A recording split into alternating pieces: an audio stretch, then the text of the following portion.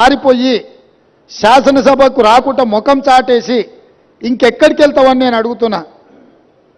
మీకు 39 మంది ఎమ్మెల్యేలను ఇచ్చి ప్రతిపక్ష నాయకుడు హోదా ఇస్తే సభలోకి వచ్చి సమస్యల మీద చర్చించకుండా పారిపోయి ఈరోజు మీరు ఏ రకంగా ప్రజల ముందుకు వస్తారు, ఏ ముఖం పెట్టుకొని వచ్చిండ్రు? ఈరోజు నల్గొండ జిల్లా ప్రజల్ని మీరు ఏం వంచడానికి ఈరోజు అక్కడికి వెళ్ళిండ్రు?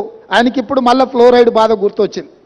ఎందుకంటే కుర్చీ పోయింది కదా, కుర్చీ పోగానే కేసీఆర్కు గుర్తొచ్చేది నీళ్లు, నల్గొండ జిల్లా ఫ్లోరైడ్ బాధితులు.